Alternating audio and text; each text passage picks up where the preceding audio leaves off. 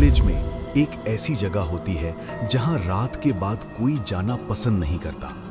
कभी कोई बंद कमरा, कभी एक पुरानी सीढ़ी और कभी एक हॉस्टल का कमरा जिसके बारे में सब कहते हैं रात को वहां कुछ जाग जाता है।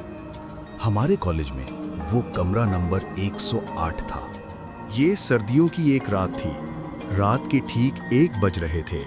अहमद 22 साल, एक खामोश संजीदा तालिबे इल्म अपने कॉलेज के कदीम हॉस्टल के कमरा नंबर 108 में बैठा था। कमरा बहुत तंग, लकड़ी के तख्तों से बना हुआ और शदीद सर्दी के सबब सुनसान था। उसकी मेज पर एक मध्यम रोशनी वाला टेबल लैंप जल रहा था जो कमरे के एक कोने में गहरे सायों को जन्म दे रहा था। अहमद अपनी किताबों में गुम था जब अचानक खामोशी में एक बहुत धीरे सी सरगोशी गूंजी।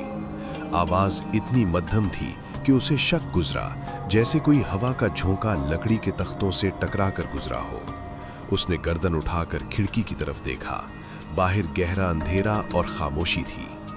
बाहर की आवाज होगी, उसने सोचा और फिर से पढ़ाई में मग्न हो गया। लेकिन इस कमरे की सबसे खौफनाक चीज इसके कोने में मौजूद थी, एक बहुत बड़ी पुरानी जंग आलूद लोहे की अलमारी जिसका दरवाजा मोटी जंजीरों और एक भारी ताले से मजबूती से बंद था। ये अलमारी कमरा नंबर 108 की तारीख का हिस्सा थी। हॉस्टल की कहानियों में मशहूर था कि इसे कभी नहीं खोलना चाहिए, ये किसी चीज को अंदर बंद रखती है। रात के 2 बज गए।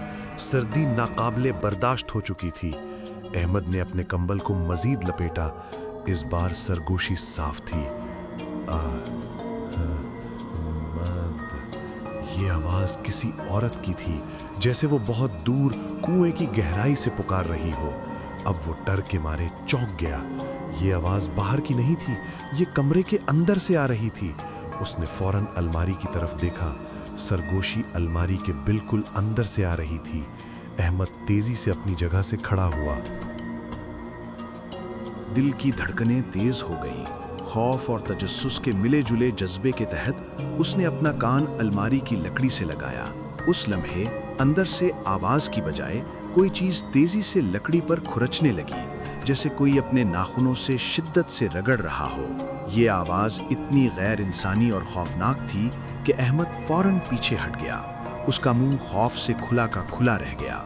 उसे पुरानी बातें याद आने लगी। 6 माह पहले इस कमरे में रहने वाला लड़का जिसका नाम अदनान था, वो भी रातों को अजीबो गरीब बातें करता था। वो कहता था, वो आवाज़ें आती हैं, वो मुझे अंदर बुलाती हैं। एक रात वो बगैर किसी सामान के गायब हो गया था। हॉस्टल वालों ने फाइलों में लिख दिया था, जहनी दबाव का शिकार होकर चला गया। लेकिन जाते जाते अदनान ने अपने दोस्त से सिर्फ एक जुमला कहा था, मुझे अलमारी से निकालने की ज़रूरत नहीं थी। अब वो बाहर आ गया है। आवाज़ में इतना शदीद दर्द था कि अहमद का दिल पसीज गया। अब उसे ये किसी भूत या चुड़ैल की आवाज़ नहीं लग रही थी, बल्कि एक मजलूम कैदी की पुकार लग रही थी जो सालों से बेगुनाह कैद में था। शायद किसी ने उसे वाकई गलती से बंद कर दिया होगा, उसने सोचा। उसकी इंसानी हमदर्दी उसके खौफ पर हावी हो गई। उसने अपने बिस्तर के नीचे से एक पुरानी जंग आलूद कटर निकाली। वो जानता था कि वो सबसे बड़ी गलती करने जा रहा है, लेकिन उसे इस आवाज में छुपे दर्द ने मजबूर कर दिया था। अहमद ने कांपते हाथों से जंजीर का ताला काटने की कोशिश की। जैसे ही आखिरी कड़ी टूटी, कमरे की मध्यम रोशनी एक लम्हे के लिए भड़क कर बुझ गई और शदीद बदबू का एक बूटा अलमारी से निकला। अहमद ने दरवाजे पर हाथ रखा और उसे एक झटके से खोल दिया। वो अपनी सांसें रोके हुए था, अगले मंजर के लिए तैयार। लेकिन अंदर अलमारी बिल्कुल खाली थी। कोई लाश नहीं, कोई हड्डी नहीं, कोई हौलनाक चेहरा नहीं, सिर्फ पुरानी लकड़ी की गहरी बू और खालीपन। अहमद को एक लम्हे का सुकून मिला। मैं पागल हो गया हूँ, उसने सोचा, और दरवाज़ा बंद करने के लिए जैसे ही पीछे मुड़ा, उसकी नज़र अलमारी की अंदरूनी दीवारों पर पड़ी। लकड़ी पर खून के सूखे हुए निशानात थे और गहरे खुरचने के बेशुमार निशानात जो ऊपर से नीचे तक फैले हुए थे, जैसे किसी ने अंधेरे में बाहर निकलने के लिए जुनून की हद तक कोशिश की हो। वो निशानात बिल्कुल वैसे ही थे जो उसने पहले सुने थे। और फिर اس کے کان کے بالکل قریب ایک سرد رینگتی ہوئی سرگوشی آئی۔ تم نے بہت اچھا کیا مجھے باہر نکال کر۔ احمد منجمد ہو گیا۔ وہ پلٹا نہیں۔ وہ جانتا تھا کہ جو چیز اس کے پیچھے ہے وہ کوئی عام چیز نہیں ہے۔ احمد نہ چیخا نہ بھاگا۔ وہ دھیرے دھیرے واپس اپنے بستر کی طرف لڑکھڑایا۔ وہ شدید خوف سے مفلوج ہو چکا تھا۔ الماری کا دروازہ خود بخود جھٹکے سے بند ہو چکا ہے اور زنجیر ایک پراسرار طریقے سے پھر سے اپنی جگہ پر لگ چکی ہے۔